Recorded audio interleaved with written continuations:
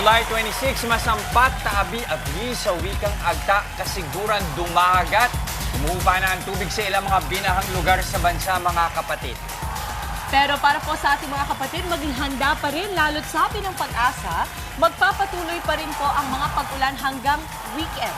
Tama yan, Mama Debs, particular na po sa ilang pang lugar tulad ng Bataan, Ilocos Region at kahit dito po sa Metro Manila. At bunsod pa rin yan ng umiiral na habagat. Manatiling updated sa mga nangyayari, mga kapatid, lalo, ito nga, talagang hindi natin alam kung dadating pa yung mga ulan o hindi, kaya lagi pong dapat tumutok sa mga balita dito sa News 5. At tabayanan din lagi ang anunsyo ng inyong mga lokal na pamahalaan. Isang araw pong matapos na lantayin ng bagyo, binulabog naman ng sunog ang mga residente ng isang barangay sa Marikina. Sa gitna nito, isang lolo ang pinangangambahang natrap sa kanyang bahay. Live mula sa Barangay Tumana, nasa frontline ng balitang yan, si Dave Abuel. Dave, kumusta ang ilagay dyan? May update din ba tayo kay Lolo? Jess, hindi pa man tuluyang nakaka-recover sa pagbaha.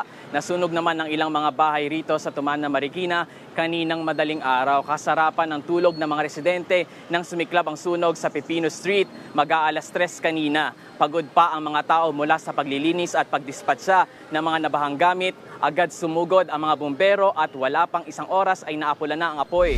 Sa gitna nito, isang senior citizen na lalaki ang pinangangambahang natrap sa loob ng kanyang bahay. Kwento ng mga anak niya, nakalabas na raw lahat ng nakatira sa bahay pero bumalik pa ang ama niya para isalba ang mga naiwang papeles. Yun nga lang, hindi na siya nakalabas pa. Sinubukan pang hanapin sa loob ng isa pang kapatid ang kanilang tatay pero hindi na natagpuan sa lakas ng apoy. Inaalam pa sa ngayon kung anong pinag-ugatan ng sunog. Jester, sa ngayon, binibilang pa ng Bureau of Fire Protection kung ilan ang mga naapektuhang pamilya, kung ilan ang bahay na natupok at kung magkano ang halaga ng mga nasirang ari-arian. Samantala, wala nang baha dito sa Barangay Tumana at ang mga residente dito buong gabing naglinis ng mga binahang lugar at bahay. Kaninang alas 7 ng umaga naman ay nasa 14.3 na ang water level sa Marikina River. Jester. Maraming salamat, Dave Abuel. Kasunod pa rin po ng naging malawakang pagbaha at sama ng panahong hinatid ng habagat at nagdaang bagyong Karina. Walang pasok po sa ilang lugar ngayong araw sa Metro Manila. Ilang lungsod po ang nagsuspinde ng klase mapa-public or private man sa Pasig, Malabon at Caloocan. Pawang mga pampublikong opisina lamang po ang walang pasok sa Valenzuela. Samantala, wala rin pasok sa gobyerno ngayong araw sa Dagupan at La Union. Sa Pangasinan, mga estudyante lang sa lahat ng antas ang walang pasok.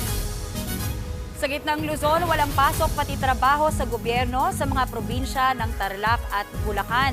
All levels, public and private naman sa Bataan at sa San Fernando at Minalin sa Pampanga. Samantala, walang pasok sa lahat ng antas sa Binyan, Laguna at sa Camarines Sur, habang online naman ang magiging klase sa San Pedro, Laguna. At ngayong Biyernes po, mga kapatid, sa kabila ng pag-recover natin from the ulan, ipupush natin at paalalang pag-iingat sa ating mga kapatid. Nabanggit ko kanina na magiging maulan pa rin, kaya dapat always ready, especially po para sa ating mga bagets. Ay, tama ka dyan, Jess. Back to school na rin po kasi sa Lunes. At syempre, dapat ligtas ang ating balik eskwela. Tamang-tama ka dyan, Mama Debs. At bukod sa school supplies na kailangan, importante din po na meron tayong mga boots, raincoat at most importantly, umbrella na perfect sa init o ulan man yan. Tama, sa ating mga kapatid dyan na mahilig sa online shopping. Aba, ang nakilala namin negosyo, mga binibenta nila, swak na swak sa bulsa. At swak pa rin sa quality, ha? Kaya i-flex mo na yan. Kasama natin ang owner ng Bodega Divisoria, si Angeline Urdelas. Good morning, Angeline! Angeline, good morning! Oh, Good morning! maganda ang dala mong balita. Uy, quality na affordable. Bakit may mga gwapo dito? Uy, teka muna. Appear. Hello! Hello. Ito mga escort. Hi! Ito Hi, ang Mason. aking mga Hi, anak, Mami. si Mason and Mavi. Say The hi to the birthday camera. boy. Hi, say hi. Happy birthday And happy also. birthday. Whose Happy birthday birthday. is it? Raise your hand. Yay! Birthday ni Mami, 6 years old. Okay, Mason, you face the camera. You smile. Ayan, Angeline, ano ba ang mga suot-suot ng mga gwapong si Mason at si Mavi? Dala-dala mo ba to? Yes po, yan po yung kids raincoat po natin. Character po siya, may mga print po siya. Bagay na bagay po yan ngayon yung magpapasokan po. Opo. Mabenta ba? Mabenta, sobrang mabenta po siya, sir. Raincoats ang pinakamabenta mo Yes ngayon. po, raincoat, tsaka po yung boots po. Boots, magkano yan? Ang boots po natin is 900 po yan. Kapag 5 piraso po ha, wholesale po yun. Wait, 5 piraso, Yes 900. po. Pag retail naman po is 180 pesos po. So yung 900, lima na yun? Lima na yun. Opo, 900. Na pwede maganda iba-ibang dun. size. Yes po, assorted size na po siya. Ang maganda doon kalimbawa And sa school assorted kayo, color na marami po kayong siya. magulang, tapos kailangan ng bota ng mga anak nyo, magsama-sama na kayo sa 900. Or magsabay-sabay kayo. Oo. Pag magkakaibigan yung mga anak Ito nyo. siya, oh, dress, oh. Ang Oo cute. nga. Look at this. So parang ito, ipapatong mo lang sa sa sapatos. sapatos. Opo, ibapasok lang po siya sa sapatos. Hindi siya madulas, ma'am. Hindi naman po, hindi po siya. Kasi para pala may siyang sole ano. dito. Yung mga parang Boys, lubok-lubok. face the camera and Tamang-tama ito. So, suot nila yung school shoes nila sa loob. Opo. Siyempre, bagong-bago kasi Yes. new, di ba? New Opo. school year. So, kailangan pa proteksyonan nila. Yes po, ito naman po ay is 60 pesos po siya. Wholesale po, opo. Wholesale Ilang po piraso yun? 10 pieces po. Sa 60? Yes po. Kapag retail naman po is 80 pesos po. Okay yun. Nice. Ano pa po meron tayo dito, ma'am? Ito po yung waterproof natin na black shoes. wow. Bagay na bagay din po siya ngayong tag-ulan. Oo. Oh, mukhang patent. Yes po. Pero Maganda po rubber yung pala. quality. Yes po. Napakaganda po ng quality. Kasi, Pang matagalan po talaga siya. oo, parang glossy. Yes parang po. shiny siya. Hindi na po siya kailangan ano ba tawag lagyan. dito? Parang jelly shoes. Opo, parang Gusto din ata sa mga bata talaga ngayon yan. I ganyang think makikita dapat mo. talaga ang magulang bumili ng 2 sapatos, isang leather pag mainit at isang pang ano, parang Goma po bota siya. na to eh. Yes po, waterproof po. Goma po. At saka ganun lang siya, pwede mo siyang ma-adjust Opo. kasi dalawa yung space niya. So kung medyo maluwag, pwede pa rin. At saka, dito kasi sa Pilipinas, expect mo naman talaga na lagi tayong uulan. inuulan. Iba-ibang panahon kasi. So maganda yung maraming At options. sobrang mura po. Magkano nga ito? Ito po, ang wholesale po nito is 1,900. 10 pieces po yun. Aba. 210 to 220 naman po kapag retail po. Talagang ano kayo, no, wholesale ang bentahan. Yes Bakit po. wholesale? Ang wholesale po kasi may marami po kaming reseller. Ayun na nga, yun ang I'm sure yan ang mga Yes, nakikinig. napakarami yung po mga naming reseller po. Yun, yung At gustong saka i-flex po mag-business natin yung dyan. mga payong dito, Mami Chiki. Oy. Ganda rin ng Look at that. payong. Oh, Wow. ganda. Diba? Hi. Who's your Kakasya pa favorite kaming Avenger, dalawa. Mavi? Sino favorite ni Mavi na Avenger? Who's your favorite Avenger, Mavi? Spider-Man. Spider-Man, How si about you, Mason. Mace? Iron Man. Iron Man. Kaya ganyan, Cute, tuwan-tuwa cute yung mga dyan. bata. Uy, yung cute dyan. Di ba Kasya kaming tatlo. Siyempre gusto nilang gamitin yung payong kasi favorite nila yan, Marvel. Ma'am, para sa inyo, sa negosyo nyo, anong pinaka-the best na yung best seller talaga? Best seller po is raincoat. Raincoat Raincoat, talaga. ano yan. yun? Siyempre. Raincoat. Yan, Ito, mga pang adults malaki. na. Oo, pang adults. Yan, Poncho pang adults style po yan, siya Mami talaga. Din. Opo. Poncho style, mas Ang madaling dali suot. siguro nitong itago din sa bag mo. Opo, Malapit. nag-fold Isang po kasi paka. siya, ma'am. Ayan, Opo. Magkano naman yan? Ito naman po, 280 pesos po siya kapag retail and then 2,500, minimum 10 pieces po. Okay, Assorted color po So siya. parang bumababa siya ng 30 pesos Yes po, bawat kapag isa. yes po. So yun ang pwede mong kitain. Yes po. Snap pa pala ito sa loob. Opo, So parang pagkasuot Poncho mo, magiging style. parang May buttons poncho po siya style. sa Pero gilid. pagka Pero ibuton pwede mo na, isara. parang ang Meron ka ng sleeves. Kasi pagka Oo. humahangin na, pag humahangin, tama. bubukayan. Ganun So rin. dapat talaga. Pero yung poncho style, mabilis ang pagsuot. Pag bigla ang pagbuhos ng ulan, mas Tama. madaling Opo. isuot. Okay, I'm sure marami tayong mga kapatid na gustong bumili ng kanilang rain gear ngayong panahon na ito at baka din may mga gustong magnegosyo at mag-reseller. Opo. Paano ka ba nila mahanap? Meron po akong page po, Bodega Divisoria Supplier po. Ayan po siya. Bodega Divisoria Supplier po, ako po mismo ang owner. Ayan, marami po kaming reseller and iba't ibang items po ang mga nakapost with price na po siya. Tingnan nyo na lang yung website kasi marami pang ibang tinda si Angeli. Opo, iba-iba po. Lalo pag seasonal po, ganyan. Galing. Maras trending po Magaling na talaga. negosyante ito. Magaling diskarte. Impressive na yung presyohan niya. Muli maraming salamat again, Angeline! Thank you. At ito naman po, para sulit na sulit ang ganda ng ating morning. Huwag nang bumitiw sa panonood na Good Morning Kapatid at malay nyo. Kayo na po ang manalo sa aming special Kagumoka Ako Contest by Sulit TV. Simpleng-simple lamang po, mechanics. Tutok lamang po dito sa amin sa Good Morning Kapatid. Sagutin lamang po ang ating question of the day at ito ay, ano ang inyong pangontra sa baha? Ang inyo pong sagot ipadala sa aming Facebook page with your selfie habang nanonood po ng aming programa. Mas pangmalakasang sagot, maswagi? Ang dalawang sagot po na aming mapipili, babasahin namin sa pagtatapos ng show at winner pa ng tig-isang Sulit TV powered by TV5. Para sa sulit na panonood, mga kapatid, kaya naman kagumoka, go selfie at sagot na. Ano pang kontradiksyon ba? Tulog. Ako yun sabihin Di sa na ako kama. lalabas. Pag nakita yung kama ko, di na ako lalabas. Lalabas. Okay, eto naman po mga kapatid, ang iba pa natin hinanda sa ating agahan. Sakto pa rin sa panahon. Paboritong pampainit ng tiyan. Malinamnam at talaga nga namang nakabubusog na goto. At kung yan ang usapan, aba, alam na natin, Goto King. Isa sa mga nangunguna, ibibida pa natin yan sa kitang-kita. Punta naman tayo sa ibang usapan. Paano kung ang inyong 11 anyos na apong babae maagang nababarkada? Yan naman na ang ipinadalang sulat sa atin ng isang lola. Subukan nating tugunan yan sa payong kapatid. At sa usapang kalusugan naman po, ang chickenpox o bulutong. O pwede palang bumalik kahit may bakuna ka na. Ganun pala yun, lalo na sa mga kapatid nating matatanda. Ang shingles, tatalakayan natin sa What's Up, Doc. At sa ibang issue pa rin, ano ba ang nasasabi ng batas kapag nalaman mong si Mrs. mayroong kabit? Isasangunin natin yan kay Atty. Buko sa Legal Bato. At kasunod pa rin ang mga pinsala ng mga pagbaha, agad na tumulong ang ating alagang Kapatid Foundation. Ang kanilang naging pagtugon, ibabahagi pa natin mamaya. Para naman po sa dagdag na good vibes this Friday, pabilisan ulit tayo sa pagpasok at hugot ng straw. Magkakaalaman na mamaya para sa ating palarong pampasaya. At heto para sa ating po mga minamahal na kapatid na Team Bahay, join na rin po kayo sa saya ng aming daily palaro. Sinong bet nyo? Team, nako patay. Tayong dalawa pala today.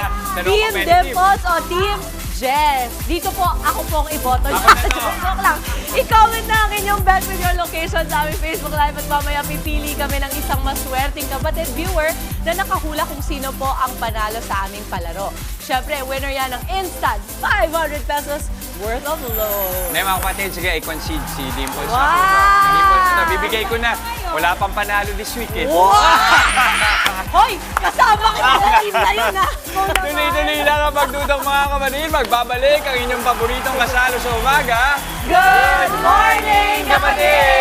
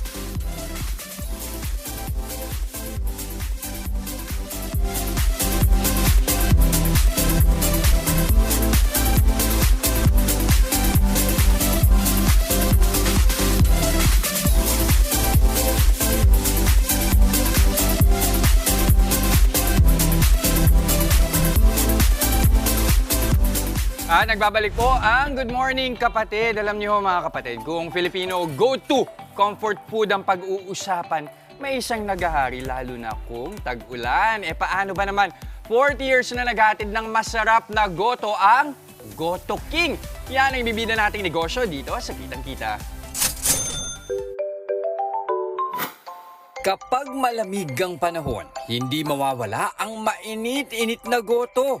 Ang classic rice porridge na ito, instant pampainit at pampabusog. At ang isa sa mga OG niyan, ang legendary Goto King na itinayo ni Teresa Laurel noon pang 1984. Nagsimula lamang sa isang maliit na food cart sa mall si Teresa, hanggang sa nilevel up na niya ang classic Goto sa Goto Special, Goto Supreme, Goto Macau at Goto Pares.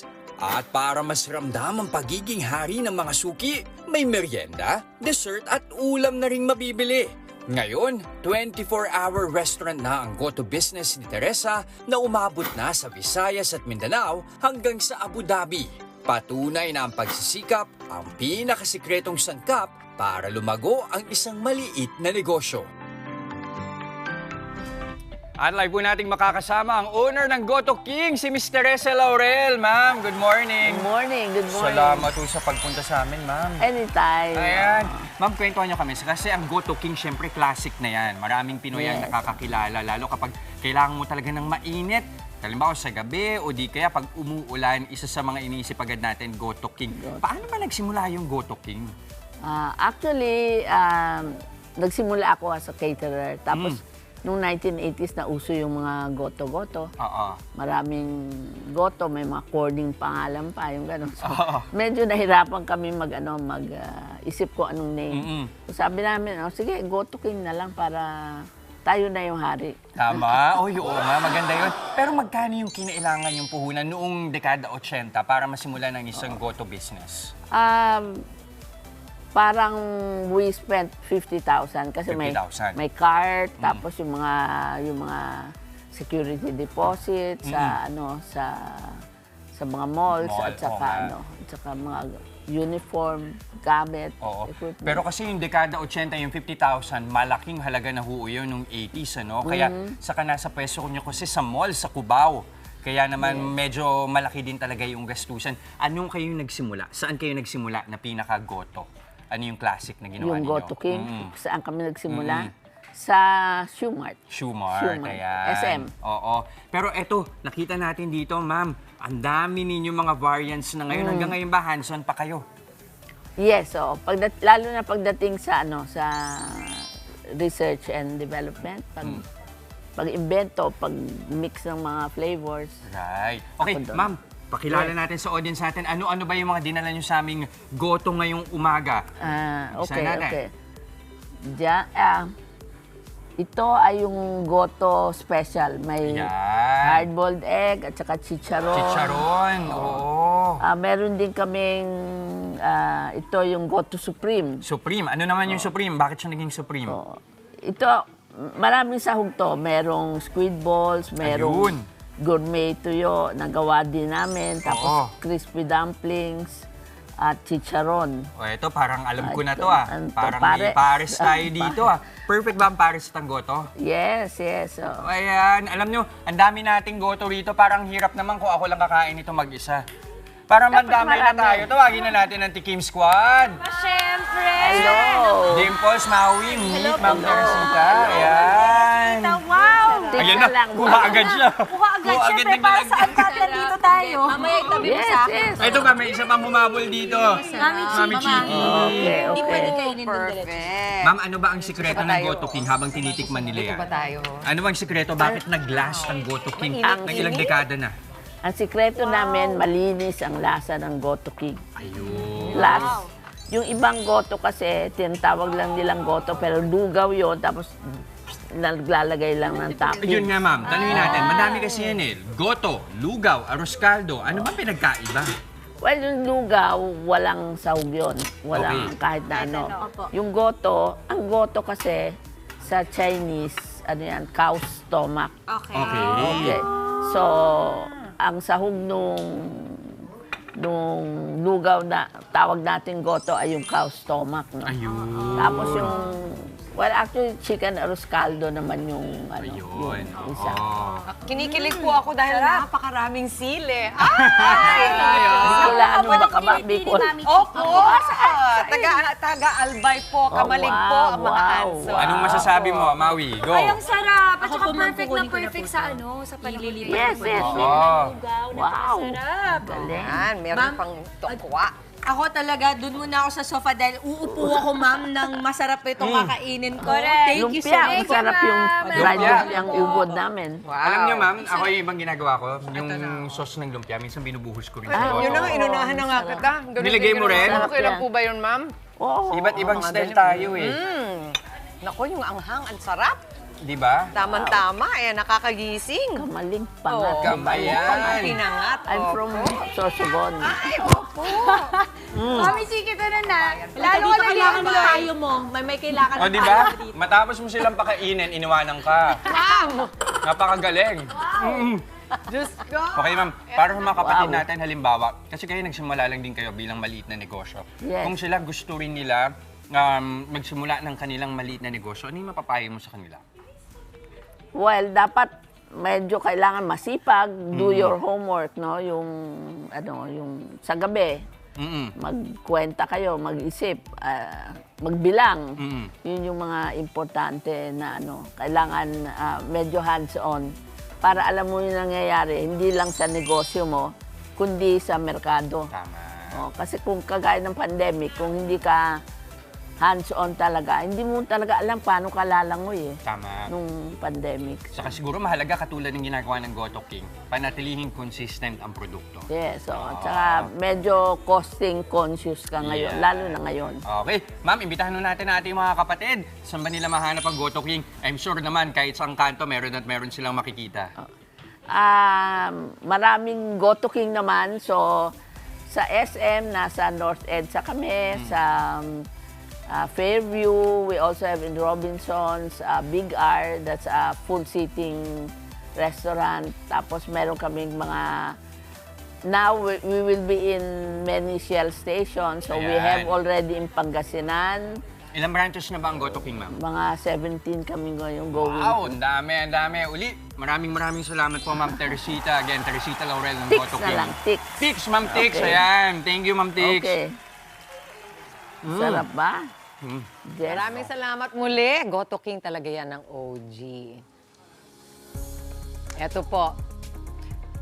Pasaway at laki sa layaw, yan ang karaniwang paniniwala kapag lumaki ang bata sa kanilang lolo at lola. Pero ang ating letter sender ngayon, todo ng araw sa pagsaway sa kanyang apo, pero tila wala itong kinapupuntahan. Basahin natin ang kanyang liham. Dear Chiki, ako si Liza, 59 years old. Nag-aalala ako sa 11 anyos kong apo dahil pakiramdam ko nababarkada siya. Kung saan pumupunta ang bunso kong apo kasama ang kanyang mga kaibigan. Hiwalay na ang mga magulang ng bata, pero kasama ko siya at ang nanay niya sa bahay. Pagtapos ng kumain, lalabas agad siya ng bahay para tumambay. Paminsan, madaling araw na siya umuuwi. May mga pagkakataon pa ngang tumatakas siya habang tulog kami. Halos lagi ko na siyang napapagalitan at napapalo dahil sa kanyang asal, pero hindi pa rin siya tumitino. Ano ba ang dapat kong gawin sa apo ko? Nagmamahal, Liza Cabanting. Ayan, ako, si Lola Liza, yung kanyang apo ay babae na 11 years old. Naalala mo ba yung 11 years old na Dimples? Opo, patrabaho na ako noon eh.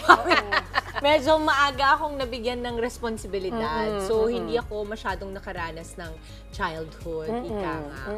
Pero yung, naalala mo, yung parang bigla ka kasing tumatapang kapag ka dumadating ka sa mga ganung edad? Opo, ma'am. Opo, mama.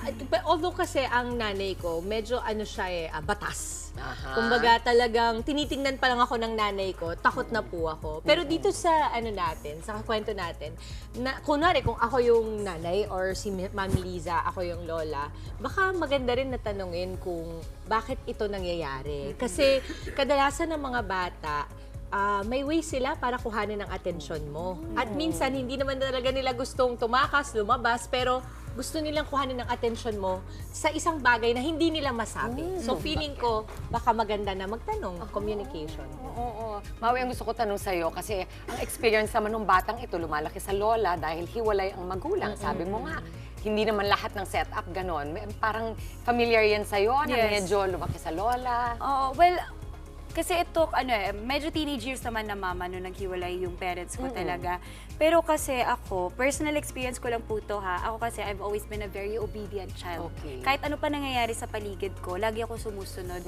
Kasi ganun lang ako kahit sa school. I like the feeling na sumusunod ako ng maayos. So siguro para kay Lola, alam ko mahirap lalo na may edad na siya.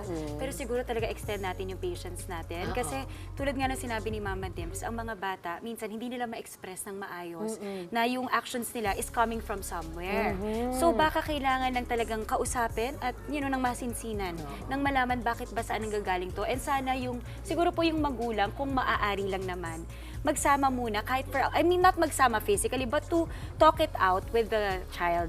Makausap siya ng maayos para malaman nga rin, baka sa kanila mas pwede mag-express yung anak ng mas open. Ang galing naman itong dalawang to, tumpak sa aking mga iiwang payo sa Oy, inyo. nice. Ayan. Ang una kong gusto kayo ipaalala kay Liza at saka sa mga nakikinig, siguro dapat talagang magkaisa ang mga magulang sa pagdidisiplina ng bata. Whether dalawang nanay at tatay yan or lola at nanay, kasi mahirap kung salungat kayo, magkakaroon pa ng kampihan, medyo magiging problema din yan para sa bata. Ang pangalawang payo, pagmasdan ang bata dahil baka nga may mas malalim siyang problema. Sabi nga ni Dimple, sabi ni Maui, baka iba ang iniisip, nagpapapansin, gusto ng atensyon dahil meron pa palang iniinda na hindi nila masabi. Kaya pagmasdan ninyo at kung mukhang meron ng ibang problema pa, pwede nang pag-usapan, di ba? Ayan. At ito naman yung isa, para lang sa kaalaman ng lahat. Karaniwan po, kasama sa pagdadalaga o yung puberty, yung edad na yan, ang pagsuway ng nakakatanda at pagpapahalaga sa kaibigan. Kaya normal din po yan. I'm sure hindi lang kayo nakakaranas yan. Kaya hayaan din natin na lumaki sila ng tama, yung kung ano yung napapagmasdan natin biologically, ganun talaga yon. Tandaan natin yung sarili natin nung tayo lumalaki din. At bigyan ng pagkakataon, just be patient, sabi nga ni Maui. Maraming salamat, Mami Liza, sa iyong pagsulat sa amin. Ganda, Mama Chiki. Ang dami ko na namang natutunan. Ang ganda. Favorite ko talaga itong segment na to. Okay, eto po muna. Mamaya alamin ang kwento ng paghahatid tulong. Sa mga nasalanta ng bagyo, makakasama po natin live ang ating Alagang Kapatid Foundation Head na si Menchie Silvestre. At sa Legal Bato, alamin ang sinasabi ng batas tungkol sa hatian ng ari-arian sakaling si Mrs. ang nangaliwa. Ipaliliwanag yan ni Atty. Buko mamaya. At sa What's Up, Doc, simpleng pangangati ng balat. Huwag baliwalain dahil baka shingles na yan. Huwag po kayo aalis, magbabalik pa ang inyong Faith Monica Salo ang Good Morning, Kapatid!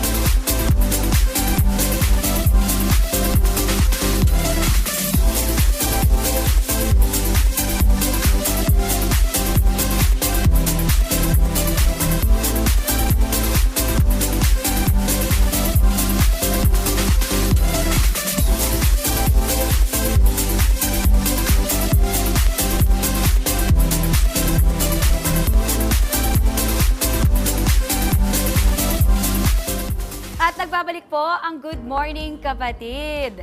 Madalas na binabaliwala natin ang pangangati sa balat. Pero paalala lalo na sa mga nagkaroon na noon ng chickenpox o bulutong, magpabakuna po tayo. Yan ay para maiwasan ang shingles. Talakayin natin yan sa What's Up, Doc.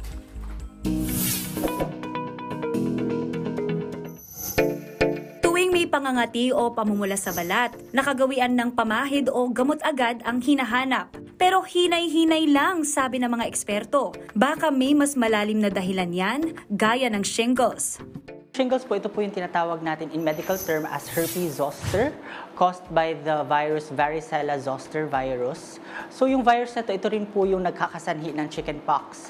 So kapag nagkaroon ng chickenpox, natutulog po yung virus sa mga ugat or nerve. Tapos nagre-reactivate po yung nerve kapag humina po yung resistensya ng pasyente. Karaniwan pong complaint po ng mga patients na nagkakaroon ng herpes zoster or shingles ay pangangate, hapdi po dun sa balat at pag-develop po ng mga mapupulang butlig na may tubig. Yung herpes zoster naman ay localized po or sa isang parte lang ng katawan.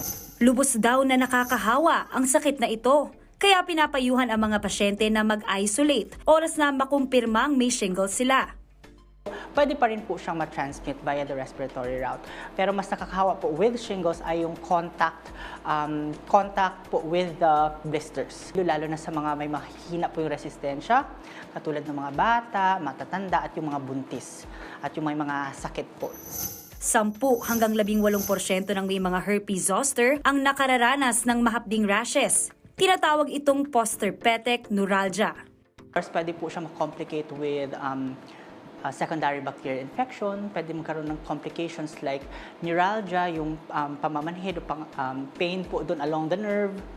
Or syempre pwede rin po magkaroon ng complications with the pigmentation of the skin. Kung hindi maagapan, posible itong mauwi sa komplikasyon. Payo ni Doc lalo sa mga matatanda, palakasin ang resistensya. Mahalagang pakiramdaman natin ang ating katawan. Maging mapagmatsyag din sa mga makikita sa ating balat. The skin never lies. So, the skin reflects what's inside also. So, kapag bumaba yung immune system, wina-warn rin po tayo ng balat na, ayun, baka humihina po yung immune system.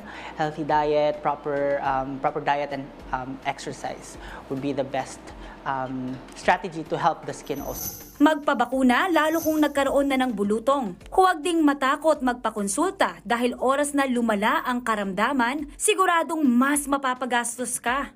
May maling impression nga na pangmayaman lang yung mga nagpupunta sa derma.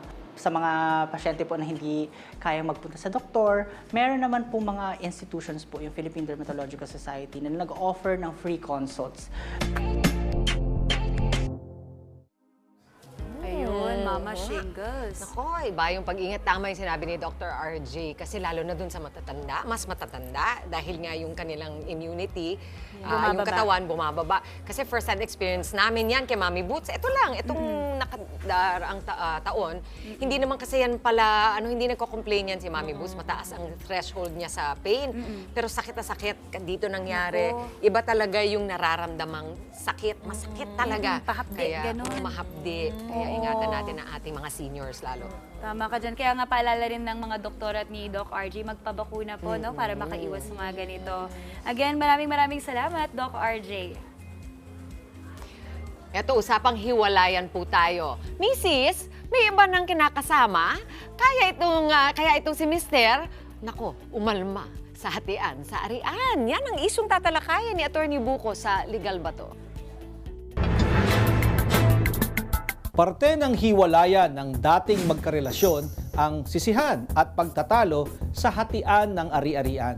Ito ang isa sa personal na karanasan ni Rod Tolentino Aboy na bibigyan natin ng payong legal. Attorney, hindi kami kasal ng second wife ko at may 4 na kaming anak. Nalaman ko na may kabit siya at sinasabi niya na matagal na daw kaming hiwalay. Pero lagi ko siyang hatid sundo sa trabaho niya at walang nakakaalam na hiwalay kami.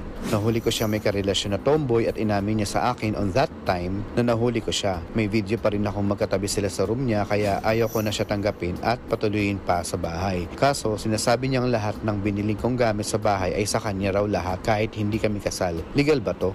Hindi po yan legal. Ayon sa Articles 147 at 148 ng Family Code, may takdang bahagi o sharing ng ari-arian ang mga nagsasama bilang mag-asawa kahit hindi sila kasal. Ngunit ang sharing nila ay nakadepende kung ang babae at lalaking di kasal ay capacitated to marry sa panahong sila ay nag-live-in at may legal impediment ba o wala sa kanilang pagpapakasal. Una, kung sila ay capacitated to marry, ibig sabihin walang legal impediment sa batas na humahadlang sa kanilang pagpapakasal. Pero hindi lang talaga sila nagpakasal. Ginawa lang talaga nilang mag-live-in lang. Desisyon lang nila ito. Ang property na nakuha habang nagsasama ay co-owned in equal shares. Hati sila. Bukod pa rito, kahit na hindi nag-ambag ang isa sa pagbili ng property, itinuturing na nag-contribute pa rin ito sa pamamagitan ng pangangalaga o pagpapanatili ng tahanan, housekeeping, ayon sa Article 147 ng Family Code. Ayon naman sa Article 148 ng Family Code, kapag ang babae at lalaki ay nagsasama bilang mag-asawa, subalit hindi sila kasal dahil may legal impediment. Halimbawa, hindi sila makapagpakasal kasi may dati na silang asawa, pero nag-live-in pa rin sila kahit na may legal impediment. Hindi co-owned ang properties na na-establish o naipon nila habang sila ay nagsasama. Kung ano ang aktwal na ambag ng magkabilang partido sa anumang joint property nila, yun lamang ang kanyang makiklaim na share dito. So kung wala kang aktwal na ambag o contribution sa inyong mga ari-arian, wala kang karapatan dito. Sa madaling salita, pwede kang may share o bahagi sa property, pero depende ito kung kayo ay capacitated o kayo ay pwedeng magpakasal sa panahon na kayo ay nag-live-in at kung walang legal impediment o hadlang sa inyong pagpapakasal. Kung oo ang sagot, may claim ka sa kalahati. Pero kung hindi, at sa batas, hindi talaga kayo pwedeng ikasal dahil may legal impediment o dahil may legal na balakid sa inyong pagpapakasal, wala kayong makiklaim na property kung wala kayong aktwal na contribution o ambag sa pagbili o pag-acquire nito. Kung kayo po ay may nais ikonsulta sa inyong lingkod, i-follow lang ang Facebook page ng Good Morning Kapatid. Mangyaring i-private message po ninyo sa akin ang inyong mga katanungan. Maraming salamat. Para naririnig ko yung unang payo ni attorney na hindi yata na-record. Sabi niya, kung maaari, huwag na mga liwa. Oo, yun naman talaga. Ang una sa lahat, hindi naman talaga maganda talaga yun. At pangalawa, nakita naman natin, nakakasabi lang ni attorney, napakaraming kailangang ayusin. Nga, legalidad. At saka, I think yun nga, parang kadalasan naisip kasi nila na kapag nagsama na kayo, o hiwalay naman na kami, parang may mutual agreement, hanggat hindi yan pinuputol sa batas.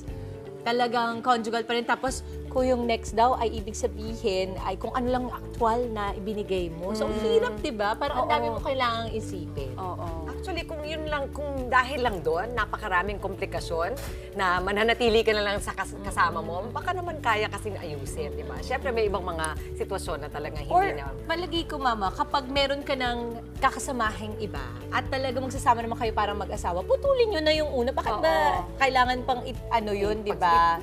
Pagsabay, oo. Tama. Nako, pero ito, yung lead din natin. Mamaya po, pagalingan at pabilisan sa pag-shoot at paghugot ng ang magiging labanan namin ni Jess.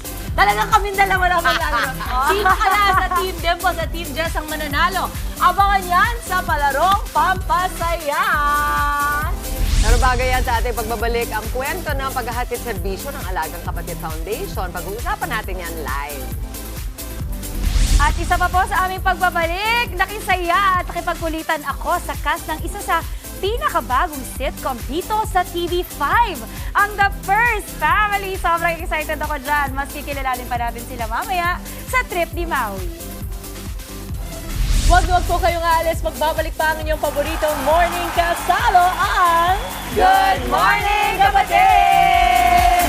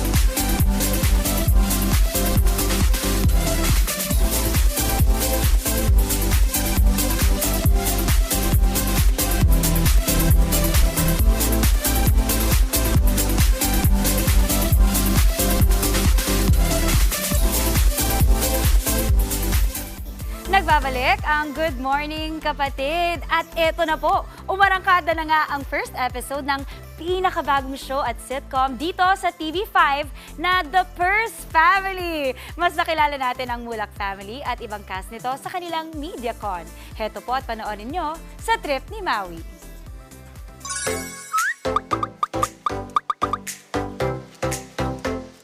Hello mga kapatid! Nandito po tayo ngayon sa set ng MediaCon ng pinakabagong show at sitcom dito sa TV5 na The First Family. So join me as I host along with Justin Carino. Oh, Hi. uy! Samahan Just! mo kami. Hi, hello. Let's go, invite mo sila. Manood kayo. Samahan niyo po kami as we host the MediaCon of The First Family. Tara!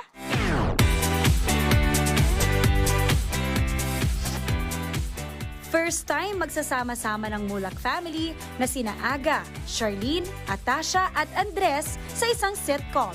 Dahil we have mentioned kanina that this is the first time that the Mulak family is working together. We want to get to know you more as well by doing a little game called Purse Likely To. Kasama nga sa cast ng The First Family ang mga namiss nating makita sa isang sitcom na sina Kuya Dick, Kuya Bayani at Mrs. Quesada. Kaibigan Bayani, maraming salamat sa pagtanggap mo sa sitcom. Sa malaking karangalan para sa amin. Maraming salamat sa iyo. Sam, siyempre, thank you very much. Maraming salamat din. Of course, si Kuya Dick. Maraming salamat.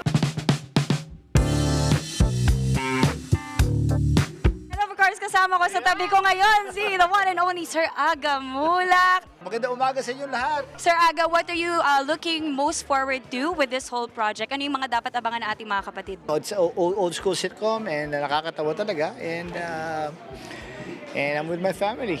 I'm with my wife and my 2 kids. So what more really can I ask for, di ba?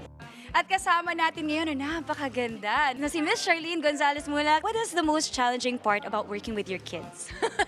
yung first day. I think the first day kasi syempre titignan mo na parang how are they as actors, how will they prepare, kaya ba nila to, but nakakataba ng puso kasi makikita mo talaga na when they come to the set, they're very professional. At kasama ko ngayon the very beautiful and very sexy Sam Coloso. It's such a dream talaga, Miss Maui, na to be with them in this sitcom. Napaka-humble lang talaga nila. Tapos, isi-share pa nila yung energy nila to you. Kasama ko naman po sa tabi ko ngayon si Kedebon Colim. Napaka-cute! Ano sa tingin mo yung bagay na hindi alam ng mga kapatid natin na nalaman mo tungkol kay Mr. Aga Mulak at Miss Charlene? Napaka-humble po nila, napaka-genuine na tao. Sobrang makatao sila. Manood po tayo ng The First Family. Every Sunday po yan, 7:15, dito lang sa TV5.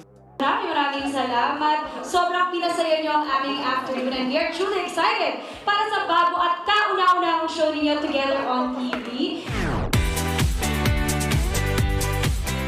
At ayan, kakatapos lang po ng MediaCon ng The First Family. Sobrang dami kong natutunan tungkol sa show and sa cast and kaabang-abang po talaga ang mga episodes ng The First Family. Kaya hanggang sa susunod na linggo po ulit para sa Trip ni Maui.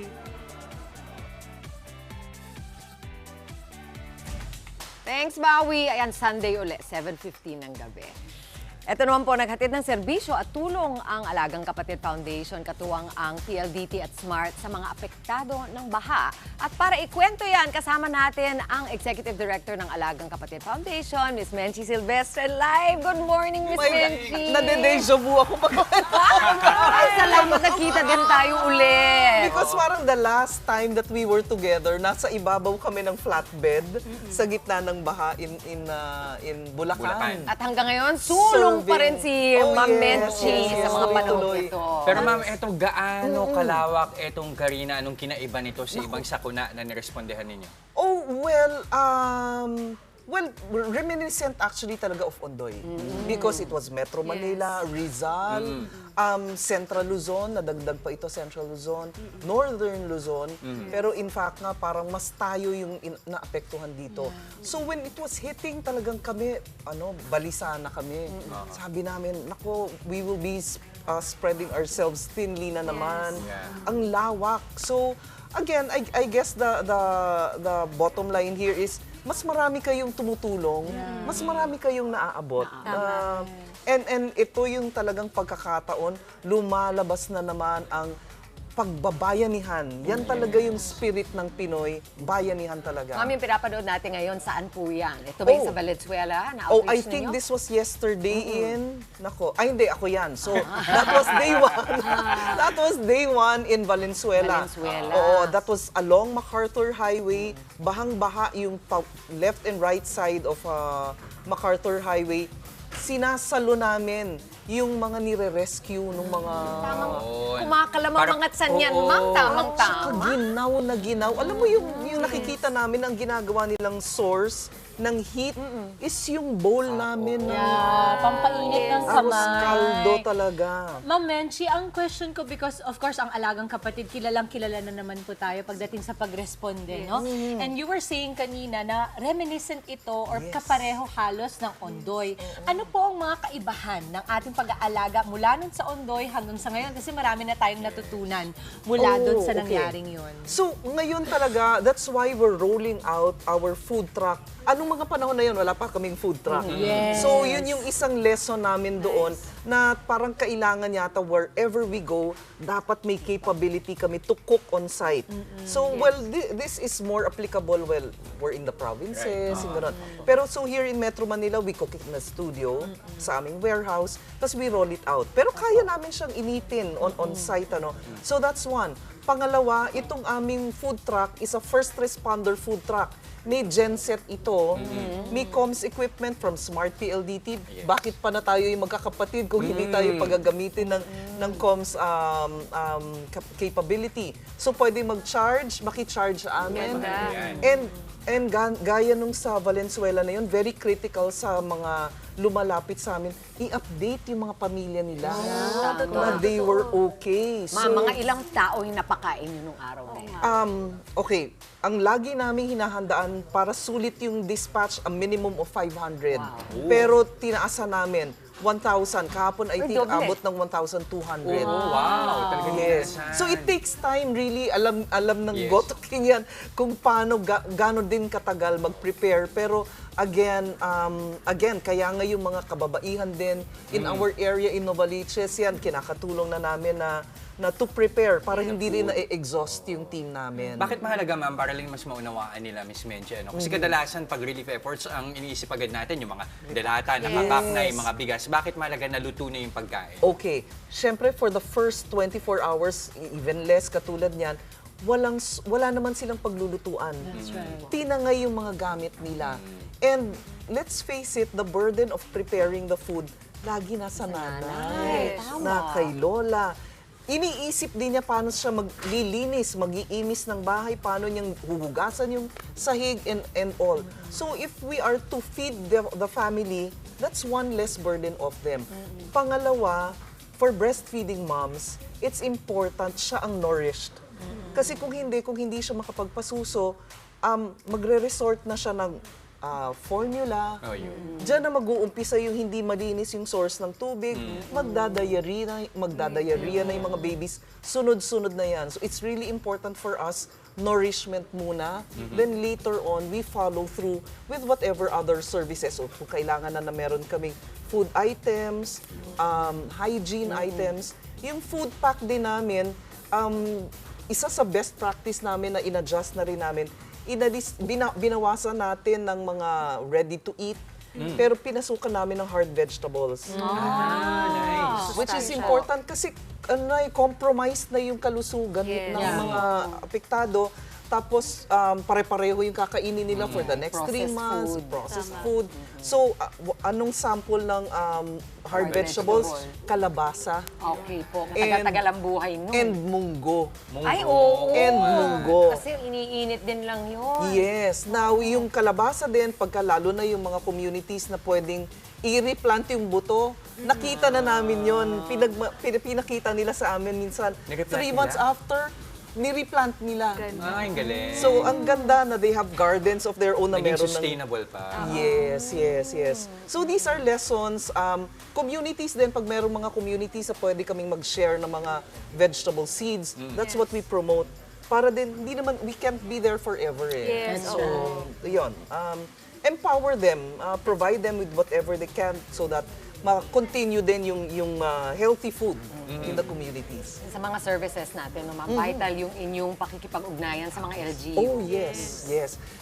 Of course, kasi nandyan yung guidance eh. Sila yung central command in effect na alam nila na pumunta na dito si ganito, dito na lang kayo sa kabila. Yan. Sila Or, talagang may bahang-baha yan. Pero kahit anong gawin nyo, hindi kayo makakarating dyan.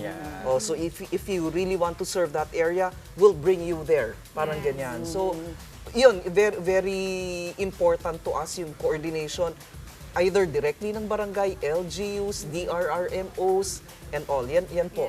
And minsan simbahan. Kasi sila din ay nagiging shelter, temporary shelter. Yes, Miss Menchie, marami na po tayong natulungan mga kapatid no, the past few days. Pero meron po ba tayong mga naka-line up na locations pa na pupuntahan natin? And meron pa bang mga additional activities na gagawin ng Alagang Kapatid Foundation? So ang aming ACT feed, we call it ACT feed, AK feed. So our truck will go around Metro Manila, Central Luzon, probably Southern Luzon. Sustained ito for the next 10 days. So day 3 tayo ngayon, we have about 7 more days. After which, i-assess namin kung talagang ipagpapatuloy pa natin yung pag-roll out ng ating truck. Pero sinasabayan na rin natin ito ng iba pang mga serbisyo. Meron tayong, nakakatuwa, may isang kumpanya nag-offer na sa amin at pinaplano na namin yung lugar.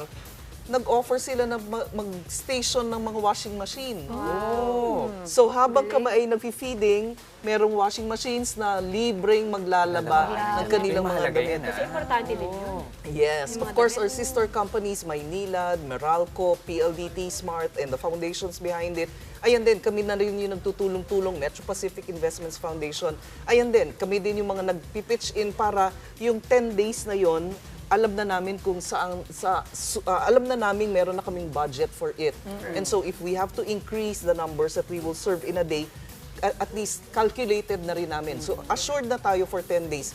Pero hinahanda na rin natin yung follow-through ng mga tulong. Of course, the food packs. Ang naisip ko kasi ngayon, Miss Menchie, marami sa ating mga kababayan gusto tumulong, hindi alam kung paano. yes. So ito, nakikita ko yung lugaw, talagang diretso sa tiyan ng ating mga kababayan. Mainit. Magdodonate na lang tayo sa Alagang Kapatid dahil siguradong diretso sa Thank you. tiyan at sa talagang pinakapangangailangan ng ating mga kababayan. We want to make sure, that's why we put in chicken. We want it Para may protein pa rin. protein, and we can't di naman namin masasabi na baka may Muslim community kaming mapuntahan. So at Very least we conscious know na, alam natin na safe din para kanino. And so again, maraming salamat sa inyong tiwala. Mapapahaba natin itong pagtulong na to kung tayo'y sama-sama. Sabi nga natin, sabay-sabay tayong aahon. Ma'am, paano ba sila makakapag-donate? Paano kayo makakontak sa Alagang Kapatid? So, please make sure yung i-like po ninyo kami on Facebook kasi nandyan po yung mga impormasyon. Nandyan po ang BDO, Metrobank, BPI, Cebuana, Luwilier na accounts po ng Alagang Kapatid. Madali din po, andyan din po yung ating QR code. Pinapakita din po natin ngayon. Kung using your e-wallet app, i-scan lamang po ninyo yan and choose any amount. Again, pag pinagsama-sama po natin yung tulong, lumalaki po ito, lumalago. At dagdag ko na rin po yung mga accounts na nakapost dyan. Nandun din sa mga Instagram ng News 5 at Facebook. Sa mga hindi po naka-screenshot dyan sa TV natin ngayon. Alright. Maraming salamat again, Thank Ma'am you very Menchie. much. Pagpatuloy niyo po yan, Take care, ma'am. ma'am. Salamat po. Thank you. At heto naman po ang ilan sa mga pinadala sa ating selfie ng ating mga kapatid. Good morning. Bago Good magpasukan, morning. yung ibang mga bata. Oo. Nasa ayan. bahay pa talaga. Cute, oh. Ay, cute. May payong din siya. Hello, Mami. It's nice to see everyone safe and sound. Ano kaya ang panlaban nila sa baha?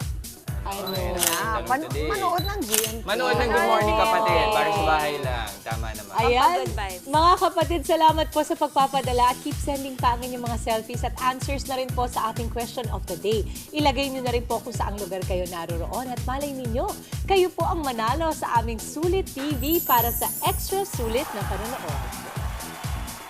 At eto, nalalapit na ang pagtutuos ng ating players. Nako, binild up talaga. Ito po, sa mga team bahay, bumoto na kung kaninong team kayo. Kay Dimples ba o kay Jess? Nako po. Abangan mamaya sa Pararong Pampasaya. Siyempre kasama din si Maui dyan. Tuloy-tuloy lang ang good vibes. Kasama pa rin ang inyong paboritong kasalo sa umaga. Good morning, kapatid!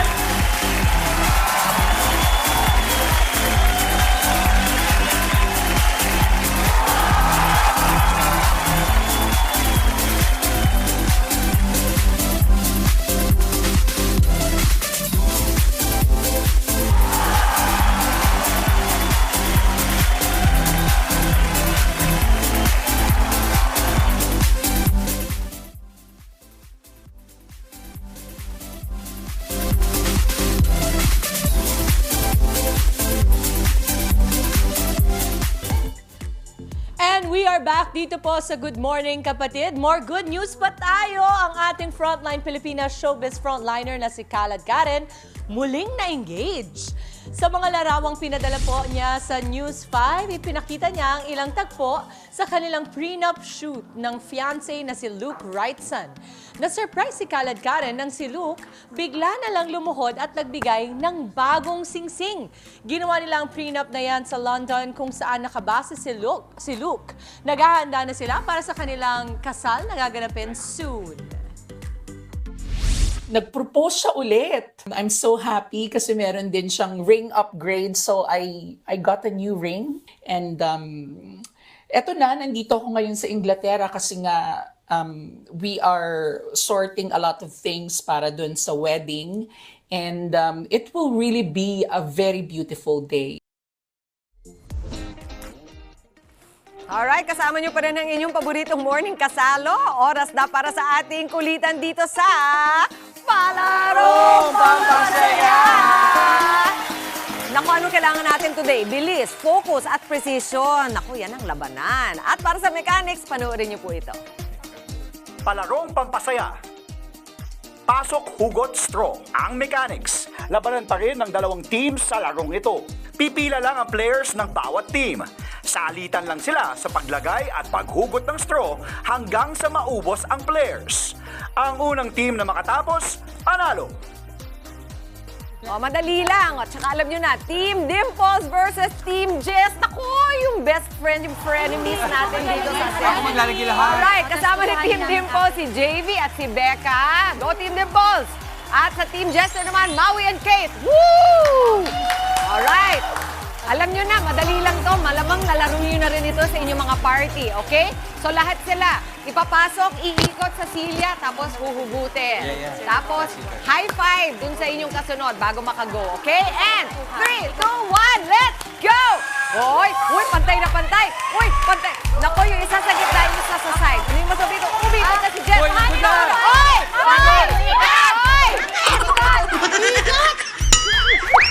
Ikot dito, ikot dito, dito! Go, go! Ngayon, hila. Okay, ang style dito sa gitna nila linalagay. Nagpa-planting right. JV, humabol ka, JV! Go! Humabol ka, JV! Habol! Ilagay ang go! Go! Pasawayan siya. Pass or fail lang to! Pass or fail! Slowly! Lamang na lamang ang Team Jess.